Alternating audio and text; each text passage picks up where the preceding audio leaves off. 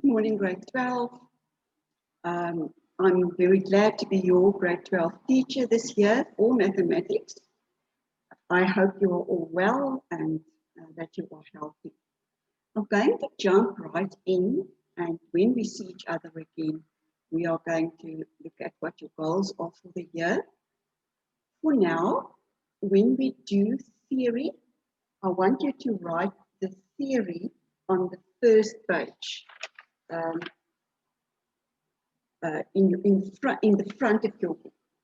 So you write here 19 January, sequences and series. That's what we're going to be doing now. Page 4. When you do your homework, you're going to do it at the back of your exercise book. So your homework you do at the back, the notes you do in front. Okay, so let's jump in already very quickly. So we have a sequence 3, 7, 11, 15. Sequence just means pattern. So instead of saying patterns, we say sequences. So here for this, we say our first differences are 4. So the first row of differences we call our first differences. So this we know is a linear pattern. And in grade 12, we are going to use a different name. We're going to say arithmetic sequence. Arithmetic sequence. Our general term for this one here, we can do it intuitively like we did in grade 10. The difference is 4, so we write 4 times the term number, and then we just minus what we need to get the term. So in this case, it's going to be 4n minus 1. Okay, what we need to do in grade 12, we are going to use variables instead of numbers. So let's just look at the structure of this tree diagram. So it's 3 plus 4 is 7, plus 4 is 11. Or 11 minus 4 is 7, 7 minus 4 is 3. So if we build the sequence like this, my A is my first term, my D is the difference. So A plus D gives me A plus D, A plus D plus D gives me A plus 2D. So term 3 is A plus n minus 1d. Like for example, T5 is A plus 4d. And so it goes on. The general term is then A for the first term plus n minus 1. N is the number of the term. D is the first difference. So this is the normal linear pattern as you've known. Okay, so now let's have a look at how do we use this in grade 12. So we are no longer working with numbers, we are working with variables. So they give us these 3 terms. So what I'm going to do is every now and then I'm going to give you facts that you can write for me in a cloud. So here's my cloud. And about the arithmetic sequence, there are 2 things that you need to know here, 2 facts. Firstly, the general term, you have to know that. And this one, how do you recognize an arithmetic sequence? So arithmetic sequence, we write AS, and we can also say prove that it's an arithmetic sequence. So how we prove it is proving that the first differences are the same. Now the first differences is T2 minus T1, T3 minus T2. So if the difference between 2 consecutive terms are the same as the difference between two other consecutive terms, then it's going to be a arithmetic sequence. What is important here is when we talk about the differences, it's always term 2 minus term 1, term 4 minus term 3. So it's never this term 3 minus term 4. It's always term 4 minus term 3. Term 2, 3, 2. Okay, so let's look at our question. Our question says, so I'm looking at the word example on page 4. The question says, determine the value of x. So here they tell us it's an arithmetic sequence. You're going to find the value of x. So there it is, and now I'm finding the first differences.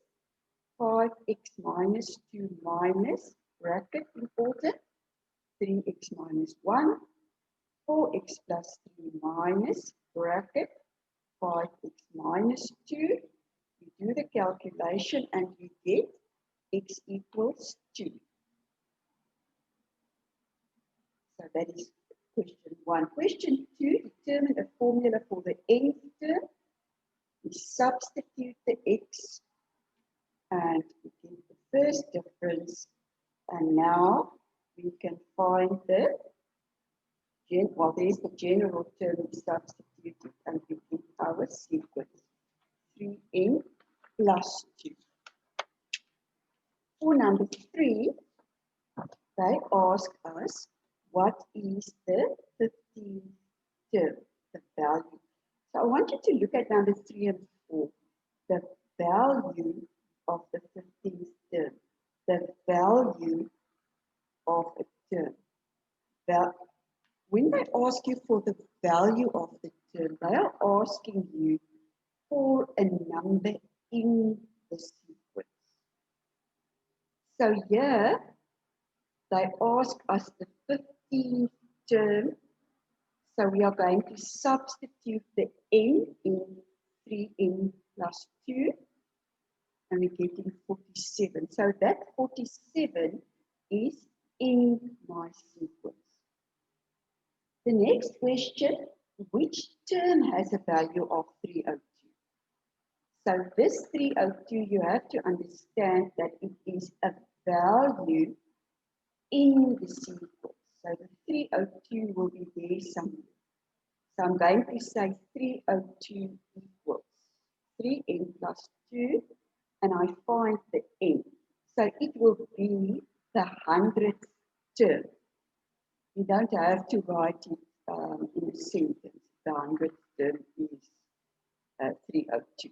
This is, as an answer, is perfectly fine. Number 5, is 150 a term? Again, it looks like this. 150 is a term, so it is one of the numbers in the sequence. So I'm going to say 150 equals. Now, when I simplify, I'm getting 49,3. But we know that the n has to be an element of natural numbers. I can only have T1, T2, T3. I can't have T2 and a half. So therefore, because the n is not a natural number, therefore, there can never be a number in my sequence that is 150. I want to go to page 5, to the word example on page 5. And I want you to write a heading and underline it. Finding values of the AS using simultaneous equations. So this is using the knowledge that we have in a little bit of a different way. So we are going to say the sixth term is minus 5. So immediately I write T6 is minus 5. And the T6 we know in terms of the A and the D is going to be A plus 5D equals negative 5. And then I write down the variable that does not have a coefficient. That is the quickest way. And that I call my equation 1. Then for the second one, they give us the eighth term. Sorry, the sum of the second and the eighth terms is minus 2. So if I substitute term 2 and term 8 with A and D, term 2 is A plus D, term 8 is A plus 7D, will give me a minus 2. I substitute and I get another equation which I call equation 2. So now I substitute the 1 into 2. So I substitute all the A's in here and I get a value for D. I substitute D, A into the value of D. So I get A is 15. And now I've got the A and the D. I can substitute it into my general formula. There I have it. And from there, I can get term 1, term 2, and term 3.